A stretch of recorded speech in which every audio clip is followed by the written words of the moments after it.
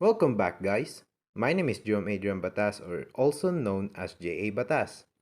I'm the Wattpad author of the epic fantasy series The Archipelago, featuring the first book, Blood and Gold. If you wanted to read the book, the link is in the description. Chapter 3, In the Perspective of Queen Dester Saneya, entitled The Dearth of Harmony. The wagons turned at the side. They came to a row. Lorderal looks so magical, like the sunray turns into a nebula as it shines through the between the barbicans. The chirping birds are notwithstanding the night. The smell of freshness fills the air. The guardsmen of Lorderal march down behind the opening portcullis.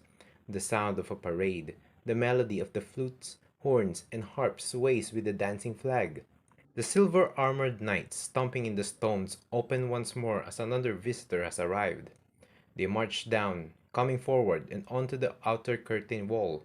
The squads of men form at the drawbridge for the bowmen, making way to the great halls and wagons going to the grand kitchens.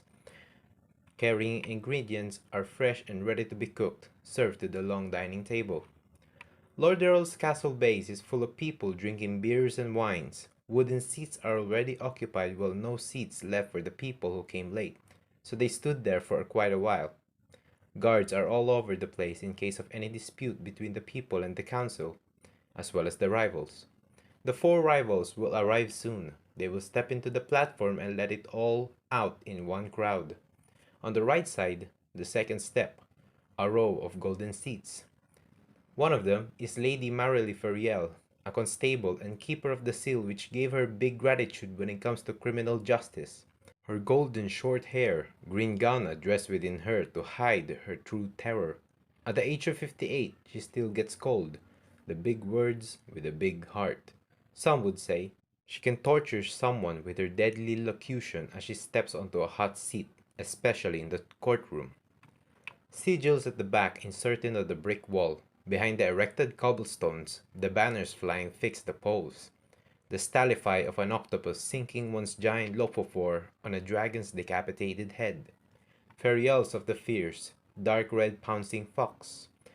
Guard phrase of Calamatian, a bear's large claws.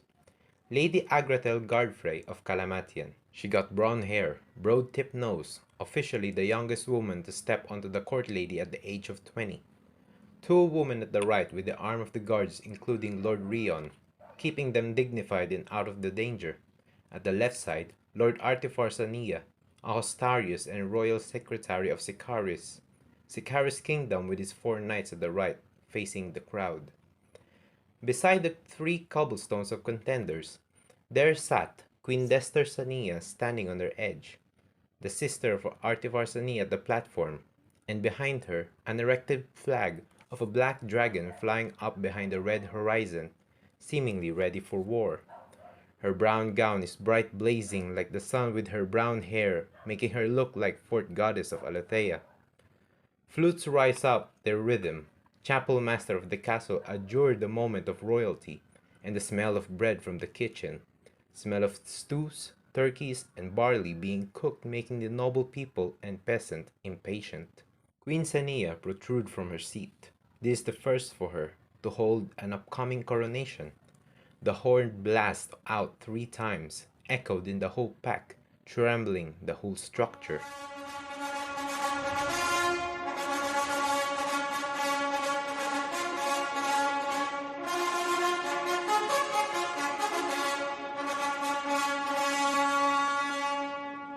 The hordes, gossiping and talking, halted by a deep mist of tempo as a call of attention as the event begins.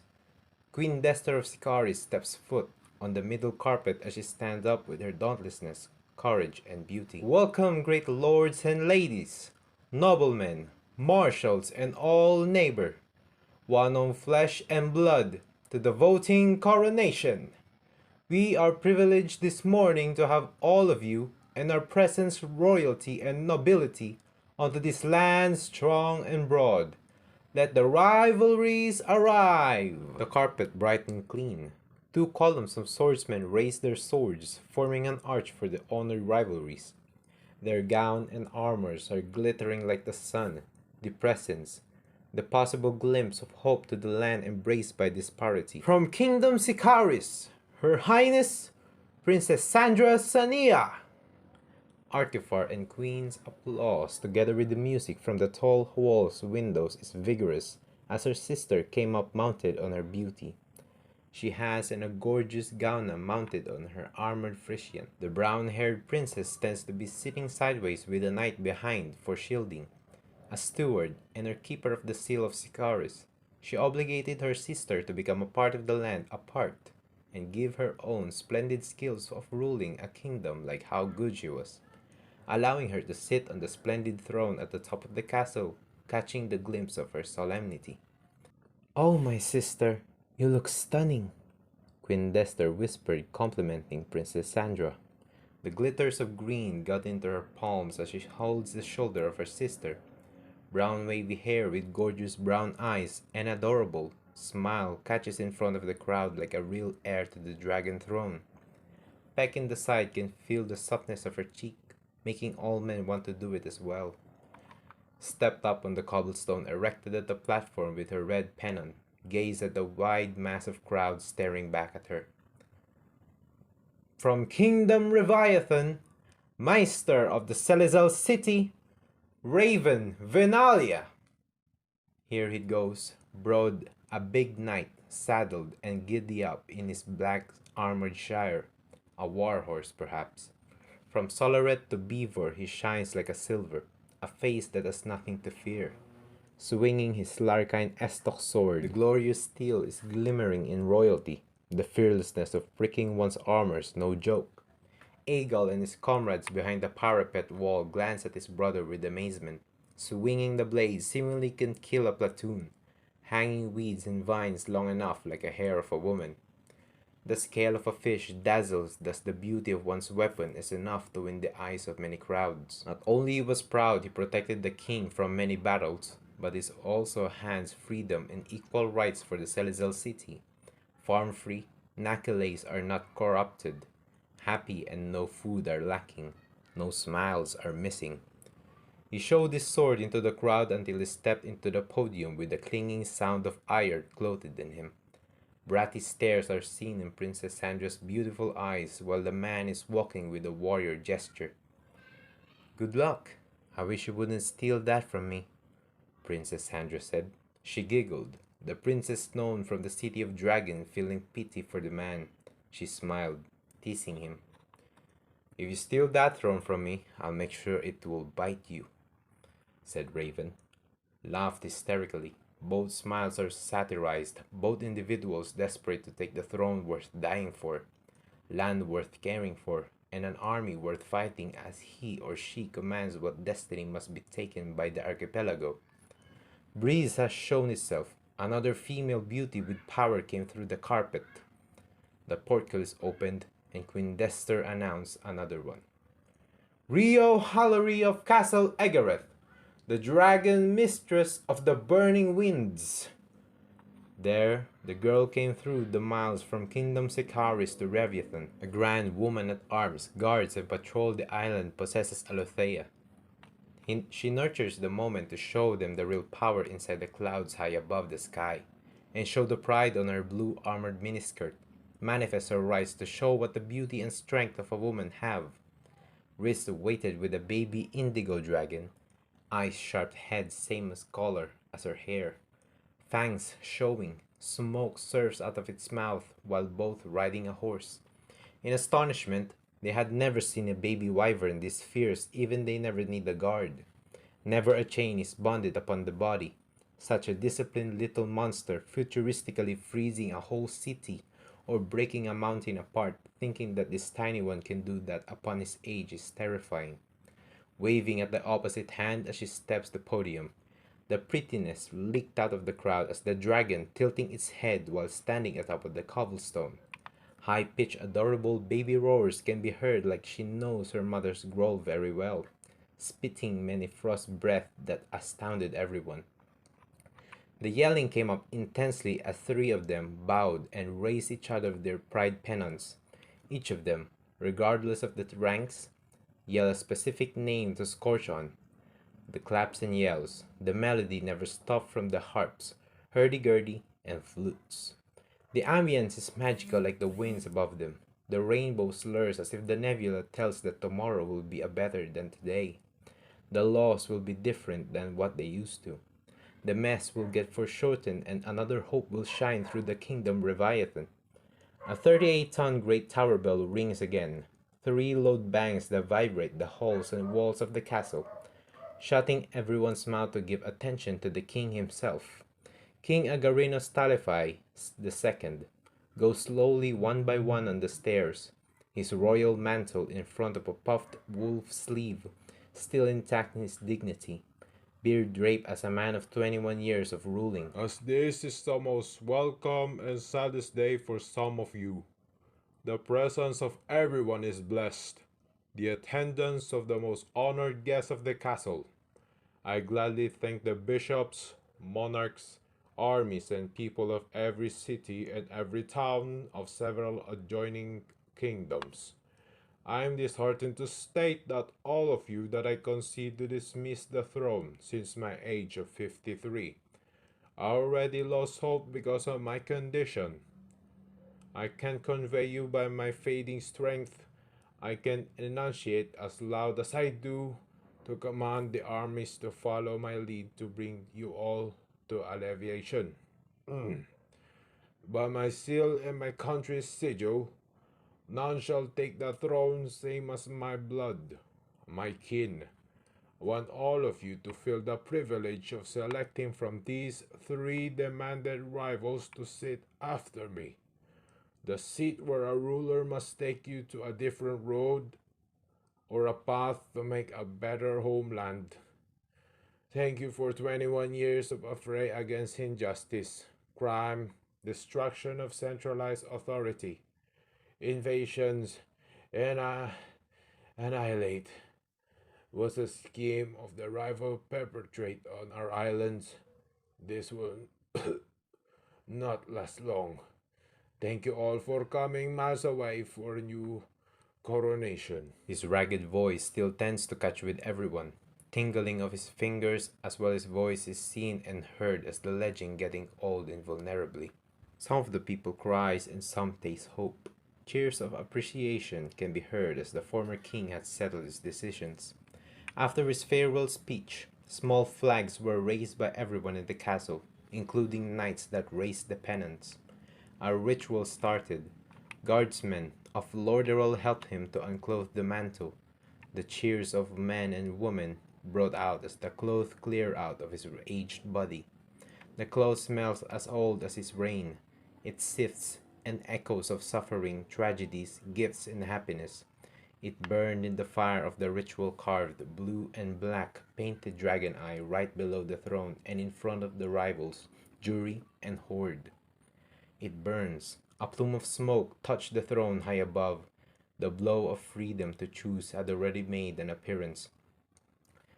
And here it goes, the introduction and plan of action must be mentioned during the speech, and so it began.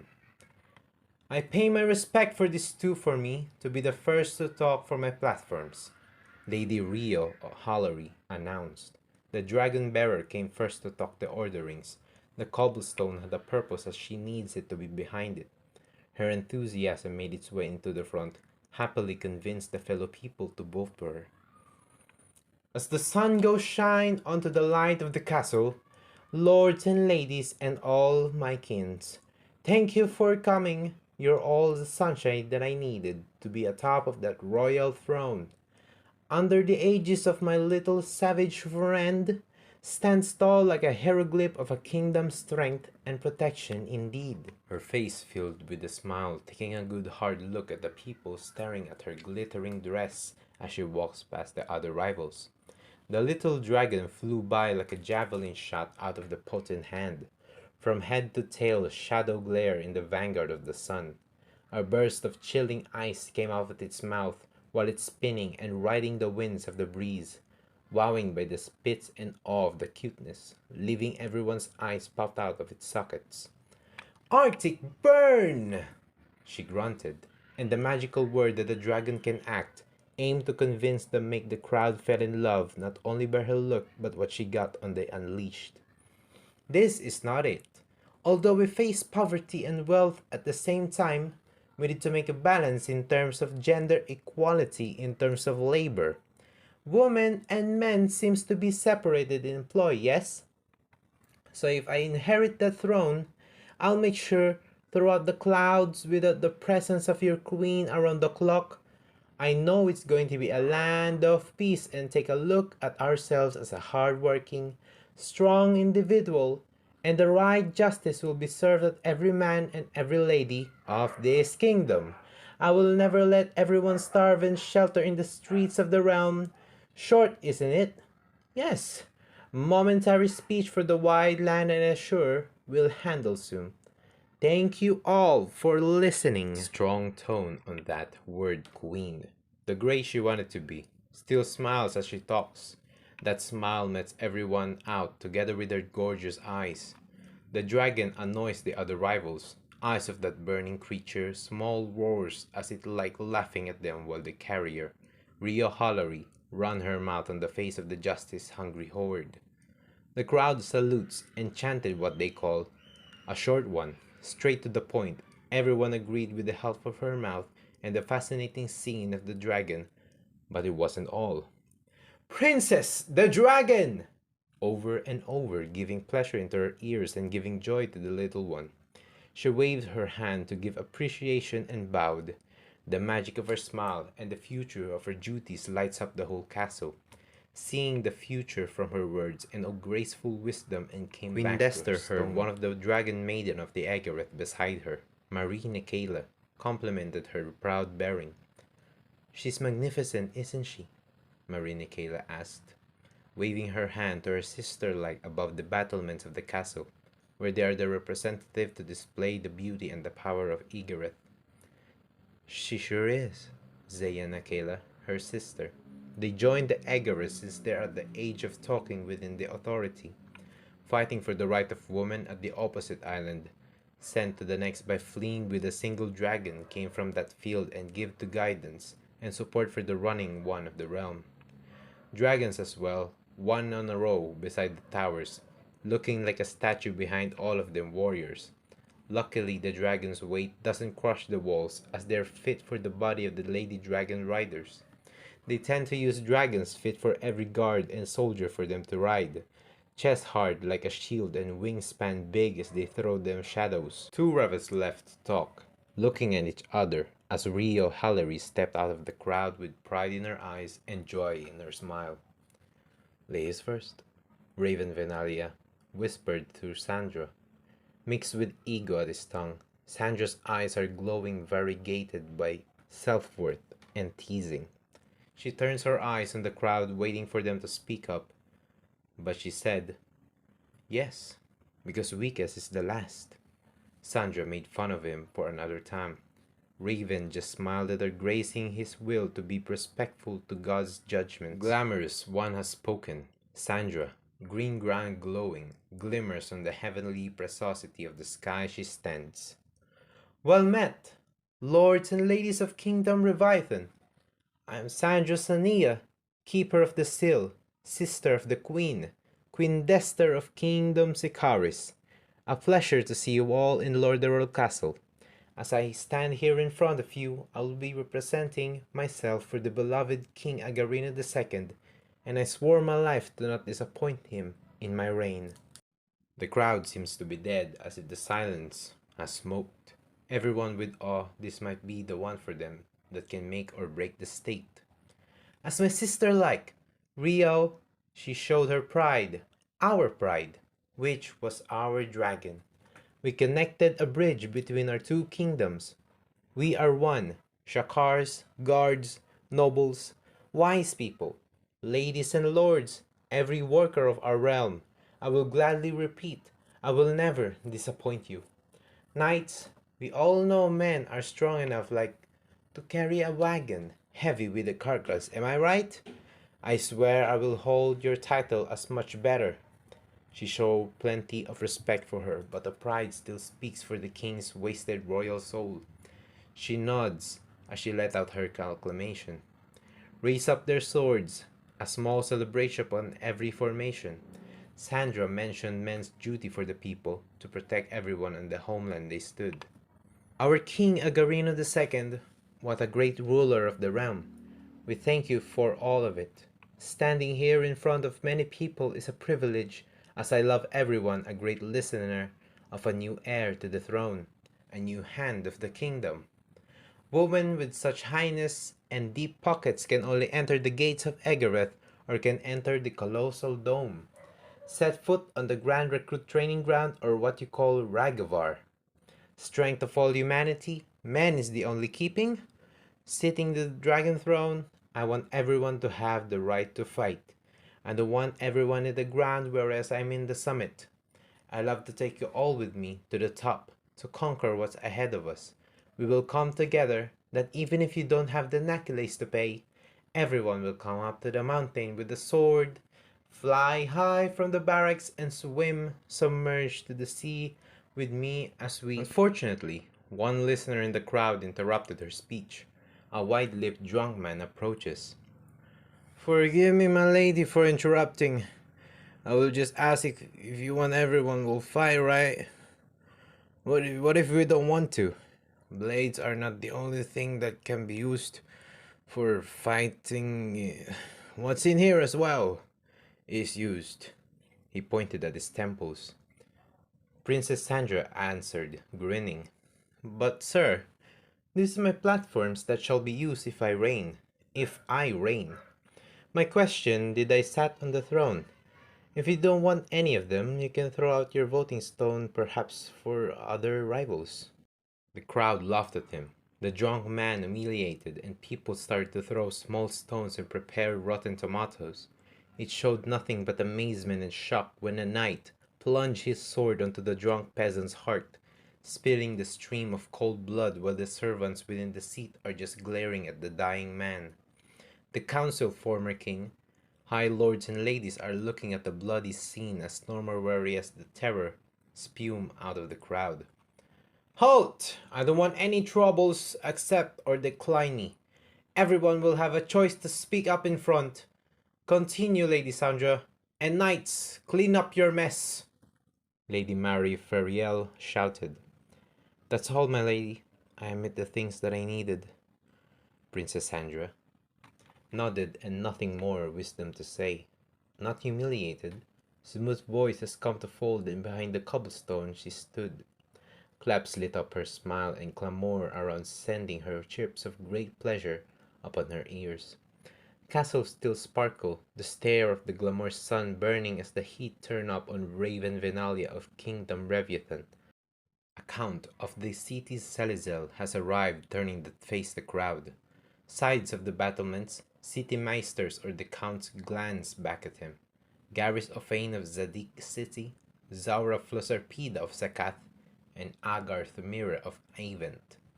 Leisure pace the man walks by in the front, blade in the shoulder, putting it up like a magical hero, shouted, By the gods that give a salvation to this people! The veins of the blade dangles and the eyes of fishes stone staring down at the bottom of the hilt it moves.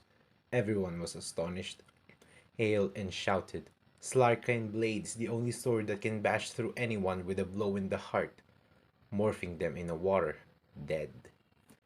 If that, son, if that is a real Slarkine steel, I'll guarantee my stone goes to your cauldron. A perfect heir to the high seat. Bring him a prisoner, said Agarino II. Standing beside the podium watching, former King Agarino II commanded the castle guards to bring him an indecent prisoner, lined up at the Lordaeral capital punishment. From the dusted stairs it goes down, chained hands behind him, buried, dragging by the arms that it's the same day of its execution.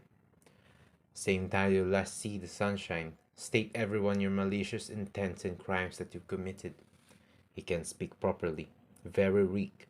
Bruises are all over him, but the eyes are still burning, hungry for. They can control the navy chained, slacked another rope on him, seeing pity in the eyes. Ramirez, I murdered.